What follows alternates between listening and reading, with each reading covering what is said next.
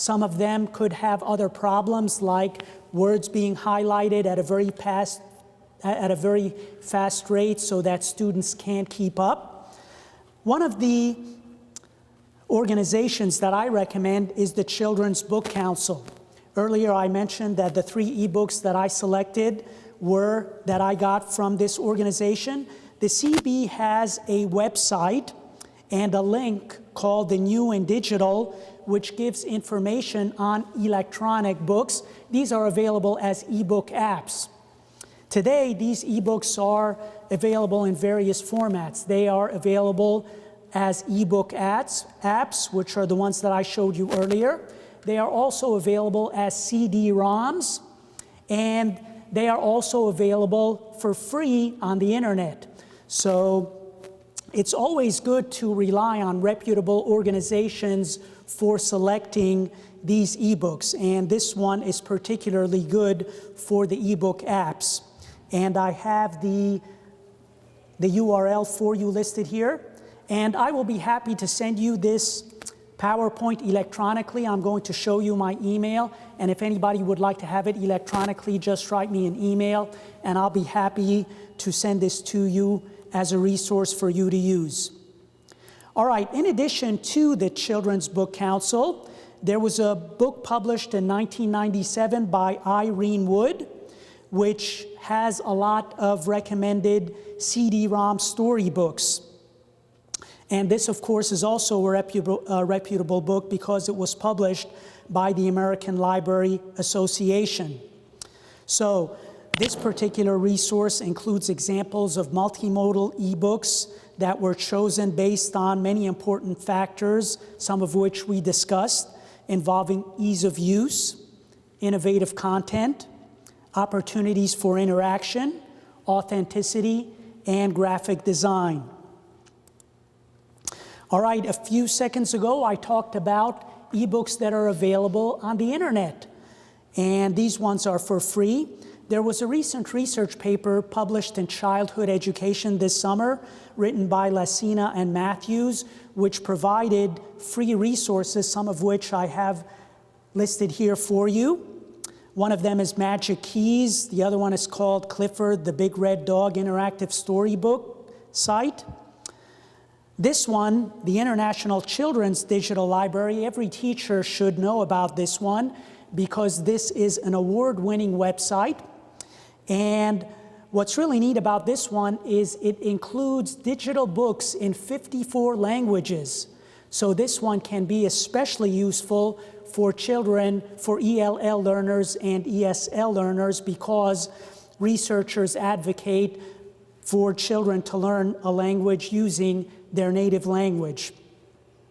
And there is another one called Between the Lions, and in this article there are even more listed. All right. Educators should also be aware of an organization called Bookshare. Bookshare is a nonprofit organization which makes free electronic copies of books for students with qualifying disabilities. It provides students with disabilities quick access to traditional texts that can be read aloud by computers and magnified. Only students with certain disabilities, such as those who have low vision or a physical disability that affects reading, can use the free Bookshare ebooks. So if students have a disability that affects their reading, Bookshare will likely provide some resources that will benefit students.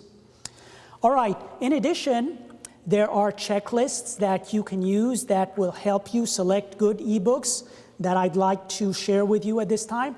I just wrote a peer-reviewed paper myself, which is going to appear in Early Childhood Education Journal, which has a checklist, and it has some of the guidelines that I'm going to share with you right now. I formulated my checklists from Shamir and Korat's 2006 article. So, in their article, some of the criterion that they mentioned for selecting good ebooks for students include whether it's developmentally appropriate? Is the story simple enough for the student to understand? Is the font large enough? Does the amount of text on each page match the child's age? Is the text highlighted when read? Is the text being highlighted too quickly? What we discussed a few minutes ago, that can be a problem. So the ebook needs to be developmentally appropriate. The interactive features can be very motivating. So ebooks that encourage active participation should be used. Some of the features to look for include an interactive dictionary, well-designed hotspots. Can children activate parts of the text, characters, and games? And of course, we want those hotspots and features that are activated to be congruent to the story. Otherwise, children could get distracted, and rather than make academic gains, they will lose focus of the story.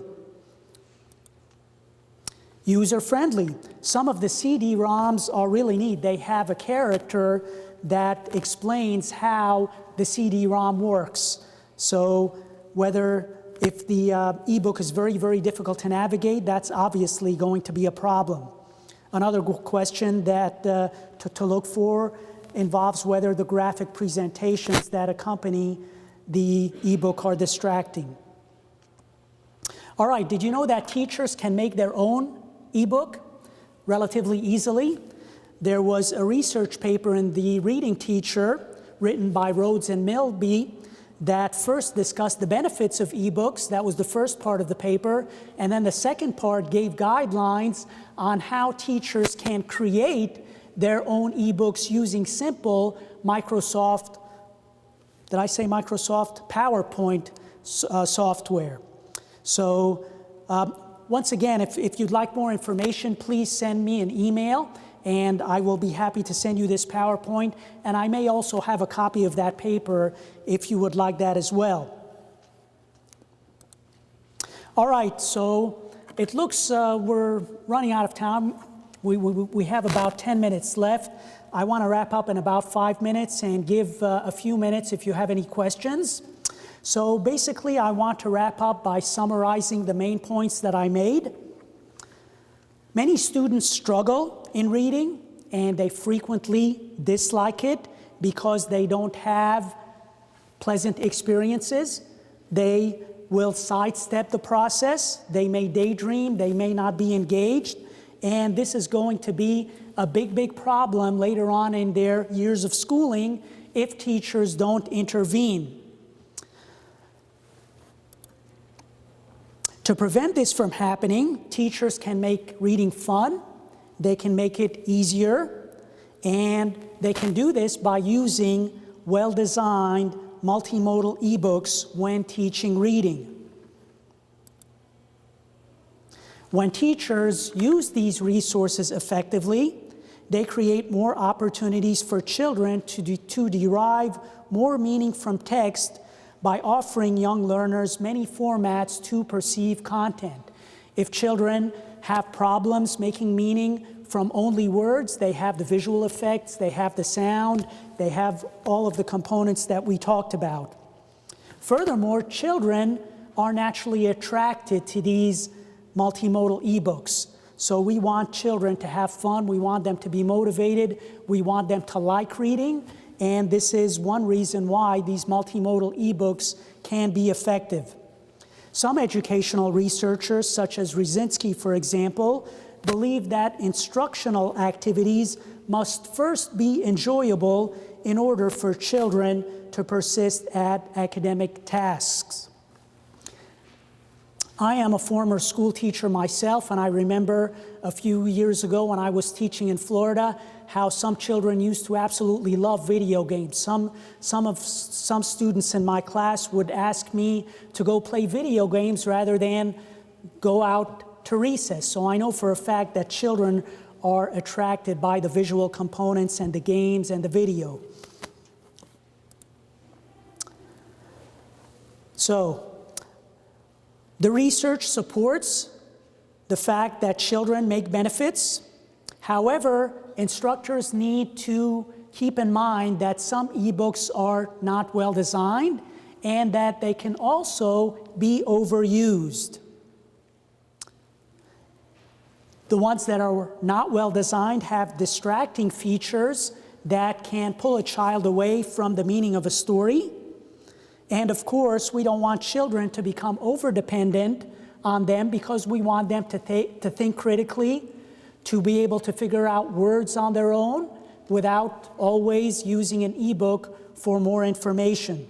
And if teachers over-rely on these ebooks, children will not be able to make these important gains in literacy. Okay, so here is my email. It's basically my first name dot my last name at usm.edu. As I mentioned, I would be happy to send you this PowerPoint or any other information that you might not have time to ask me. But we do have about a little over 5 minutes, and I can answer any questions that you may have. Does anybody have any questions that you would like to ask?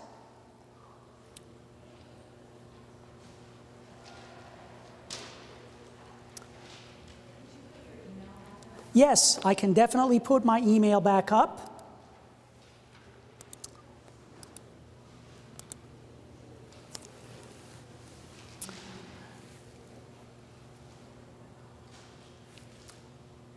I'll be around here for a little while. I do see a hand up all the way in the back. You need to remember to speak really loud because I have a microphone and you don't. So.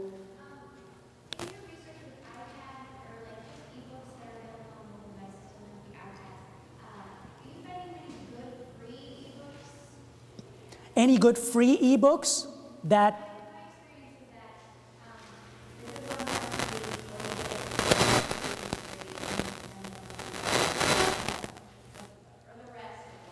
Well, I can give a few answers that may be of benefit for you for determining whether the ebook is going to be beneficial for your students if you're a teacher.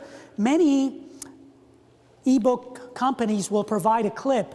As a matter of fact, the clips that I got, I pretty much downloaded them from YouTube. So you can view a little clip from an ebook that way by going directly to the organization that publishes it, and it may give you a clip. But the only free ebooks that I'm aware of are the ones that I refer to regarding the ones that were mentioned in the research paper by Lacina and Matthews. I am not aware of any ebook organizations that will provide the entire ebook for you.